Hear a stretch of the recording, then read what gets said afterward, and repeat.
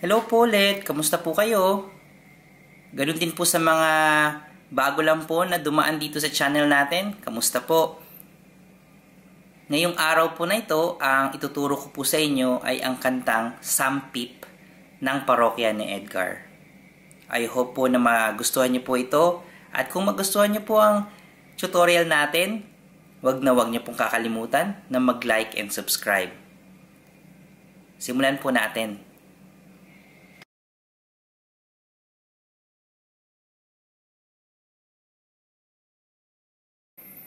Sa kantang Sampip po, ang tuning po natin ay standard tuning.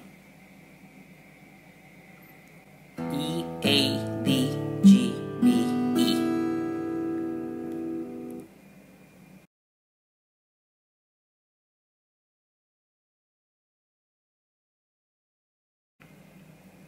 So sa intro po natin, ang chords po natin dito ay G, E minor. So sa E minor form po natin, ang gagawin po natin, iwan lang po natin itong dalawa.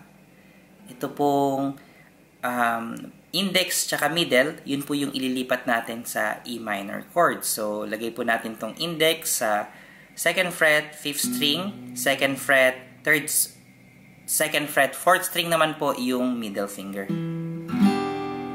Tapos C9. Ganun din po, ililipat nyo lang po itong dalawa dito. Ayan po yung form. Tapos po ay D. So kung tutugtugin po natin, para po siyang ganito.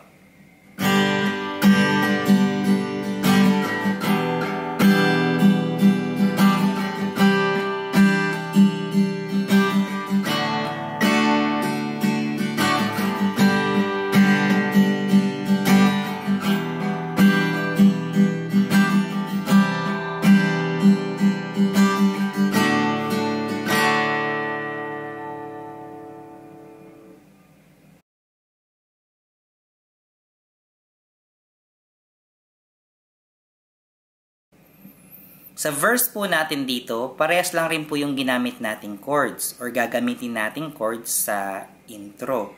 So, ang chords po natin sa verse ay G, E minor, na ganito po ang form, C9, tapos D. 2 times din po natin to gagawin. So, kung kakantahin po natin, para po siyang ganito. Some people certain kinds, some people love drugs, have their own reason to feel the way they do. That's why I ask myself what it is with you.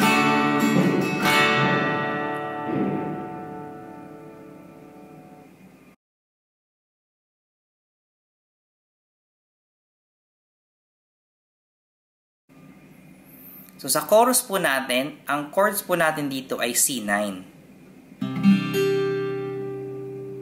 Tapos D. 4 times naman po natin to gagawin. So kakantahin po natin siya, para po siyang ganito. Is there something wrong with the way I speak? You don't even see me when I pass you on the street. I close my eyes and let it be, because I just can't see why you love to hate me. And then pasok po tayo ulit ng intro.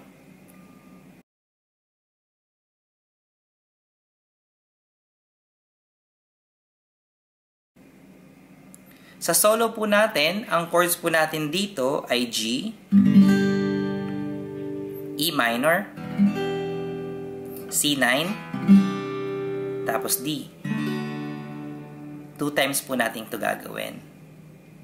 So, para po siyang ganito.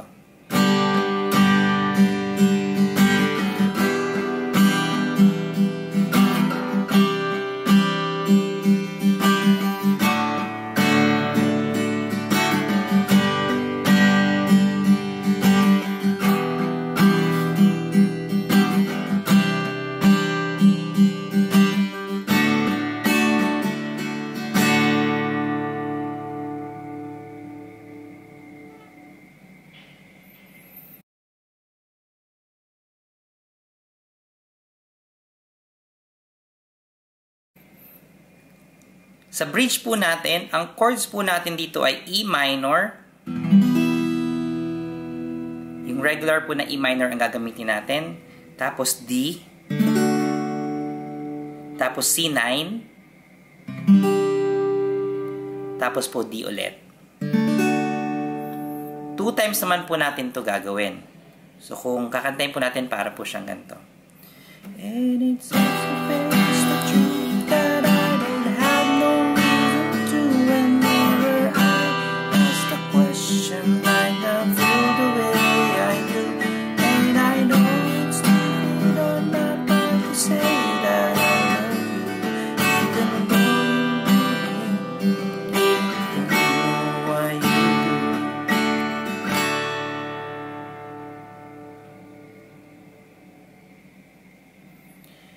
Maraming salamat po, at yan po ang kanta nating Sampip by Parokya ni Edgar. Sana po ay nagustuhan nyo yung tutorial natin at matugtog nyo na po itong Sampip ng Parokya ni Edgar.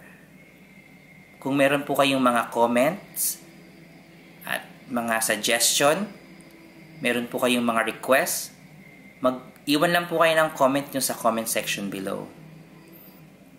Again po, para sa mga beginner natin, maganda itong kantang to dahil paulit-ulit lang ang chords niya.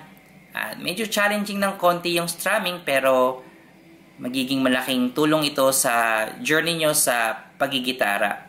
Dahil marami pa kayong makikitang gantong klaseng strumming pattern sa mga kanta na malalaman nyo.